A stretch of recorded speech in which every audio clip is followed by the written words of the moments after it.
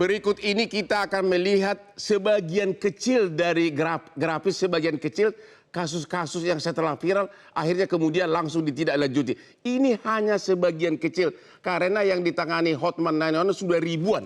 Kita lihat berikut ini.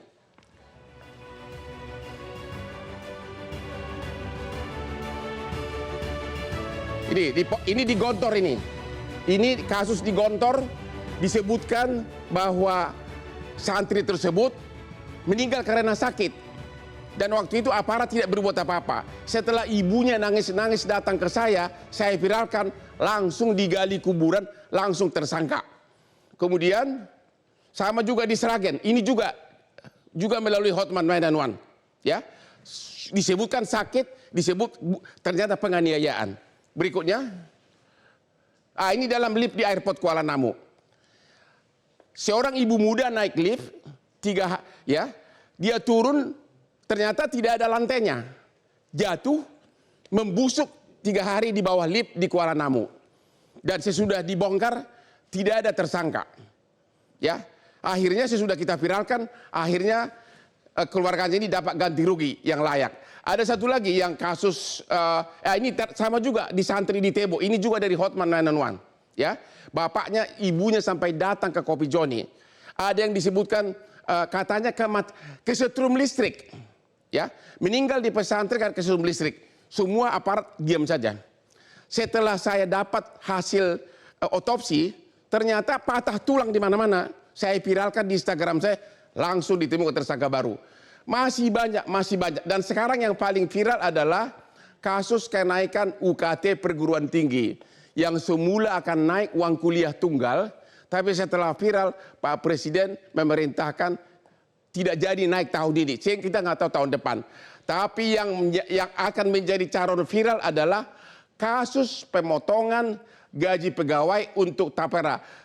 Ya, apakah akan dibatalkan? Ini artinya semua pegawai harus dipotong gajinya 3% untuk tabungan perumahan. Cuma kalau gajinya cuma 5 juta, paling 125 juta sebulan, kali setahun cuma 1,5 juta, kali 30 tahun cuma 30 juta. Rumah apa yang dapat dengan 30 juta? Rumah burung. Oke, Pak Rizal Nova, Bapak kan ahli peneliti. Ya, fenomena apa ini Pak? Bang Hotman, memang di beberapa kali kita mendapati beberapa kejadian yang harus viral dulu, lalu itu menjadi perhatian pemerintah. Tidak hanya pemerintah, tapi juga perhatian media dan seterusnya kayak gitu ya. Saya kira di media sosial itu kan tidak sepenuhnya terlepas dari kehidupan kita ya, pribadi per pribadi di Indonesia ini. Jadi ketika ada sesuatu, ada isu yang menjadi perhatian di media sosial, itu biasanya adalah refleksi dari rasa ketidakpuasan. Dari rasa ada yang terganggu dengan keadilan, kalau misalnya itu berhubungan dengan keadilan, ada yang terganggu dengan minyak goreng misalnya kayak gitu, dengan kesehariannya. Dan itu yang membuat seperti yang dikatakan tadi, ada semacam konektivitas perasaan tuh Bang Hotman.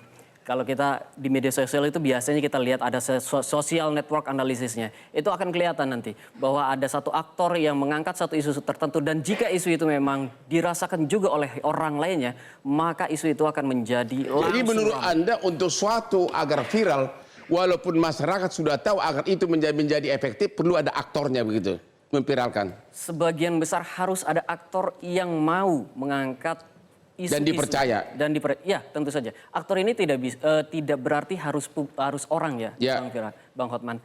Bisa jadi dia ada media. Kita lihat ada beberapa kali kasus viral ya karena didorong oleh penyelidikan media. Misalnya kasus buku merah KPK, kalau kita ingat itu. Itu di viral karena ada penelitian Tempo. Lalu juga ada berbagai macam kasus lainnya tentang pajak, tentang juga yang di tax haven gitu ya, yang di teks berhubungan dengan teks kayak gitu. Itu kan ada karena penelitian-penelitian. Bagaimana peranan dari wakil rakyat? Menurut pengamatan Anda dari mulai DPRD sampai ke DPR, apa benar-benar do nothing, tidak berbuat apa-apa walaupun sudah viral? Saya kira mereka Ini agak-agak ini ya, saya Nggak agak-agak. apa-apa. Ya, ini hasil penelitian saudara. Apakah ada kasus viral karena wakil rakyat? Karena wakil rakyat yang memulai? Saya kira belum ada ya. Belum ada loh para wakil rakyat. Seingat saya belum ada. Tapi kalau ada wakil rakyat yang viral karena kasus tertentu, nah itu ada. Kalau ada wakil rakyat yang sebagai pelaku, itu baru. Itu banyak ya. Begitu ya? Iya begitu, Bang Hotman. Dan kalau ditanya kenapa wakil rakyat tidak berbicara, saya kira itu harus dikembalikan ke sana ya. Ya. Tetapi idealnya mereka juga harusnya bisa merasakan suasana batin publik yang terefleksi di media sosial itu. Ya. Karena mereka juga kan aktif di media sosial. Tidak ada satupun wakil rakyat sekarang ini yang tidak memiliki media sosial. Benar. Jadi harusnya mereka tahu betul apa yang terjadi dengan suasana batin masyarakat. Suasana batin setidaknya yang ada di dapilnya kayak gitu. Jelajahi cara baru mendapatkan informasi. Download Metro TV Extend sekarang.